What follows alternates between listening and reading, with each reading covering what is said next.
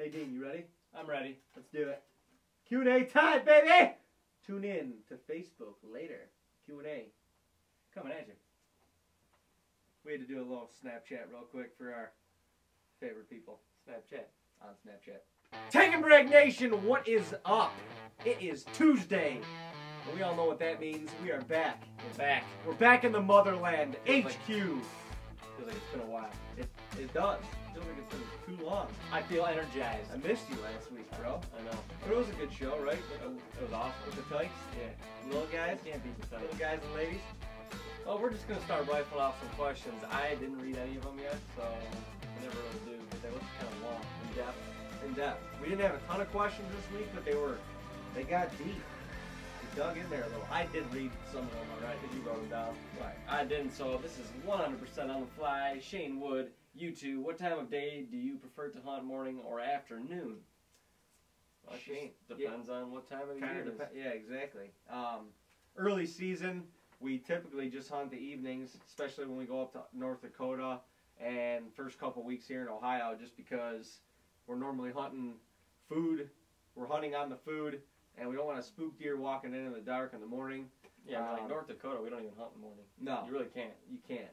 You know, we spend a lot of the morning getting up early, glassing, trying to put a deer to bed for the day, so we know, maybe where to go for the afternoon or whatever. But, then, pre-rut, morning's typically my favorite time to hunt, just because morning or, mid-morning even into the early afternoon, because, it just seems like every hour something can happen. Right. Yeah. Bucks are on their feet. Morning is definitely my favorite rut. Yeah. Rut time. Later season, it shifts back to the afternoon. Right. So it kind of goes in like a. And then, exactly.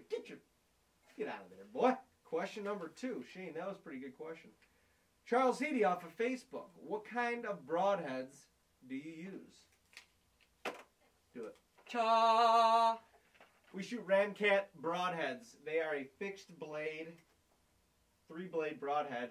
The cool part about these bad boys, besides the fact that they are deadly accurate and penetrate like no other. They have two-sided blades, so if you don't get full penetration, these bad boys are going to cut on their way out. They do serious damage, and the thing that we like most about these, and probably the number one reason that we shoot these over any other broadhead, is because you do not have to tune them against your field tips. Throw these on, they will shoot. We've shot them out of multiple bows, multiple poundages. They shoot a lot of bows. True to your field tips. Yeah. That's from the biggest 30-pound bows to 70-pound bows. Most people don't shoot fixed blade because of that, but in my opinion, fixed blade is the best thing you can shoot. Right. Penetration-wise, you don't lose any kinetic energy on impact. Mechanicals are bad, but if you watch TV and stuff, you see most like raid shots, they don't go through. No, there's not a pass-through. No, take note of that next time you're watching the outdoors. Do it. If you want to find out for yourself, just shoot them, because we didn't get asked or convinced to shoot these. We just shot them and decided for ourselves. There's no question with these. We shoot them at 60 yards. 60 yards. And when you have confidence shooting a broadhead that far, the same confidence that you have shooting a field tip, it's unmatched. It is so unmatched. For us, there's no question. There's no question. Zach Sudler, Facebook. Okay, new question. I have a compound bow that is older than I care to admit. It will be a good starter bow for my kids in a few years, but I think I need to get a proper compound bow. There are so many choices, so many features. I can't make out which is better than the rest. What major features should I be looking for in a quality bow? What should I avoid? Stuff that doesn't work or do much. Thanks for your help. All these new bows out are, I'm going to be honest, there's not very many bad bows out now. The technology's there. All the technology's there. The only thing really that you want to decide on is some of these dual cam bows with the short brace heights, and these bows that are trying to shoot high energy, like they're advertising 360, 365 feet per second. You just have to be careful with those, because they're not very forgiving. They're tough bows to shoot. Not saying they're bad bows. They're just tough to shoot. Speed, you'll feel a lot more than these bows that are rated at like 330. You got like a 7-inch brace height. But I don't know. There's not a whole lot of bad bows. We shoot a lot at like ATA and the trade shows and just at the local bow shops. And you have to get very particular. I mean, my advice is shoot a bunch of bows, shoot 5 to 6 bows, and the one you're comfortable when you're drawn back. I mean, like I said, I've had a couple dual cam bows, and they just, when you're back, if you're holding for one, if you're holding for a couple minutes, they want to jump forward, like they want to pull your arm out. Go. And when you got, you know, a suit on and stuff, you don't want to be doing that in the woods when you're cold, whatever. Anyway, yeah, Nathan Bryans off of YouTube. Which do you prefer hunting from? A fresh climber location or a ladder/hang-on semi-permanent stand? Do you blind it in or just depend on your camo for concealment? That's a good question. I mean, Nathan, we don't hunt climbers as much as we used to. We actually don't really hunt climbers at all anymore, just because of the amount of camera equipment that we bring in. So anything that we have is already pre-set up. I personally like hunting from a hang-on the best, just because you can get high, you can position it in the tree somehow. Any possible way that we can to camo ourselves in, I mean, we do it, because it's hard to conceal yourself. There's 2 of us up there. There's a lot of equipment, bows and pine in that early season, you know, the leaves on the trees. You cut a couple limbs that you're gonna have to trim anyway for lanes. Use them, you know, stick them on your, you know, in your ladder and your tree stand. But yeah, it's not to say either that climbers aren't bad, because, you know, if you're hunting a certain location and you see deer moving in a certain area and you're like, man, I need to move 100 yards. If you by yourself, a climber's perfect. Yeah. Zach Souther, Facebook. Here's my question: how old are your children? When did they become active hunters? How did you teach them? I have 2 boys that I want to teach to hunt and shoot. They're 7 and 10 years old, and I want to go about it in the right way to make sure they are safe. Suggestions. Well, Zach, let's clarify this right off the bat.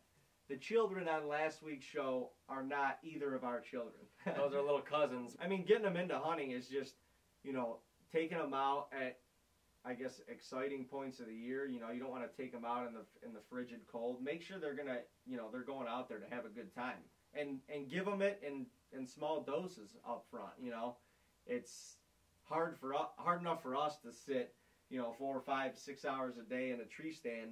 They're not going to want to do that either, and if it's not exciting to them, they could get burnt out, you know, fairly quickly. Right. I mean, I think the main thing just with safety is just everything they do, you know, explain to them a safety tip and why they need to do it that way, and explain to them, you know, that they're dealing with a weapon, you know, that this isn't just a toy. I mean, hunting is a fun sport, but in order for it to be fun, you need to be safe. Making them understand you're hunting a living thing. You're hunting a live animal. So having respect for that animal, you know, taking ethical shots, treating the whole hunting experience, I guess, with respect, to pass that along to them, their kids is important as well, because I mean, that's a huge aspect of it. You're not going out there and shooting something every time you go out there, but when it does happen, you know, make sure that you're setting the right example and taking ethical shots when they're with you, and, you know, that they understand, I guess, the kill zone and what an ethical shot is. All right, next question. Sam Holiday off of YouTube. Do you think that all the hunting shows... What's up, Doc? Do you think all the hunting shows showing mostly big buck kills is hurting the mindset of a lot of hunters? Along the same lines, do you prefer quality deer management or trophy deer management? That's an in-depth question. It's an in-depth question. I think that the hunting shows have kind of shifted over the years to that, like, big buck mentality, where it feels like you have to shoot a big buck in order to be somebody, you know, on the show. Right. And don't get me wrong, like, I like watching a big deer go down more than, you know, just as much as the next guy, but when you're hunting, like, it's about that experience. It's about the story. There's a story to every hunt. There's a story to the misses. There's a story to going out there and not seeing anything. So I think it's tainted it a little bit. As we get certain deer under our belt, we say, all right, our next goals next year is to shoot a 4-year-old or whatever, you know. We both personally don't go off the rack size at all. Like, if I'm killing a 4 or 5-year-old mature buck, I don't really care what his rack looks like. That's a challenge in itself. But it does get tainted when you watch, like, certainly it's cool, but, you know, Lee and Tiffany You just watch their farm, and it's just like, these deer are ridiculously huge. This doesn't happen anywhere. Well, yeah, they've managed those farms for years, decades. That's why the deer are that big, and no one else hunts them really. Right, and it's not reality for 95% of the hunters out there. I think that's the main thing is, you know, the yous and me's of the hunting industry and of the hunting world can't relate to seeing those deer, to passing up deer that are bigger than any of the ones that are on our wall right now. Shoot, yeah. So I think that's what kind of like taints it a little bit. But at the same time, it's like they have the opportunity and resources to do that. They do it for a living. They have the opportunity, like Dean said, and the resources, and they've been doing it for years on end. Right. If you and I, you know, if you could pass up a 3-year-old 150-inch deer and know that there's a very good chance he's not going to get shot or he's going to make it till next season. Not to mention that. And we'll probably get another opportunity at him. Yeah. We're going to do that. But that doesn't happen for us. Or you know, I mean, for us, we grew up hunting on 100 acres in western New York. You know, it was all about the experience. If there was a rack on the deer, more than likely, if it was us or somebody we were with, it was an arrow flying or was getting sent its direction. Yeah, exactly. So for us, we grew up on the experience, on the story of each hunt, and that's kind of how we portray ourselves, and that's what we feel like we put out in our videos, and kind of what separates us. So, Sam, good question. Doc, that was a good question. You know what? Doc actually told us one time that he killed a turkey in a white T-shirt, and I want proof of that. I know. I think I want to see him either do it again or the video or something. But I think it was damn impressive. It was off like he got out of a boat too, or something like that. It was crazy. I still remember that story, Doc. Never forget that. All right, Tag and Brag Nation, the part of the show where we give away free shit is good shit, and guess what? We got 2 pretty sick prizes. As always, $100 Bass Pro gift card. Can you beat that? That's a big one. And guess what? This week, since we talked about the Ramcats, we're going to give away 2 packs of Ramcats. And guess what? You're going to get that one for free, or you're going to start buying some more. That's what you're going to start doing. Heath Stewart! Congratulations, Heath. Inbox is to your address, and you've got a pack of Ramcat broadheads coming your way, my friends. Get a drum roll, please. $100 Bass Pro proves it coming soon.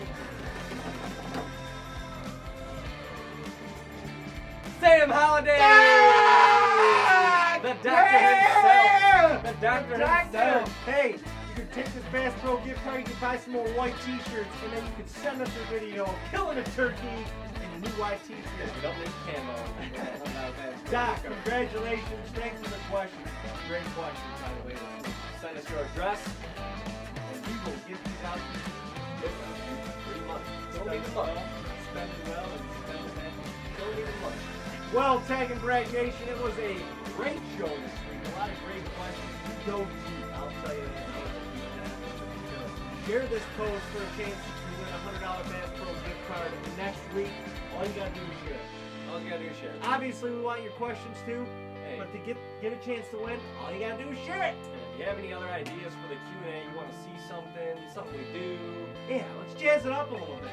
Come on, we'll do it. Come on. No limitations here. There's no limitations. The sky's the limit. We don't and have to beyond. sit here at this desk and answer questions. We can answer questions and we show you shit. Exactly. Let's do. Until next Tuesday, Tag and Brag Nation. It's really. Ramcat broadheads. Hit like a ram, cut like a cat. Ramcat broadheads. Deep lobe Hydroshock chisel tip. Ramcat broadheads.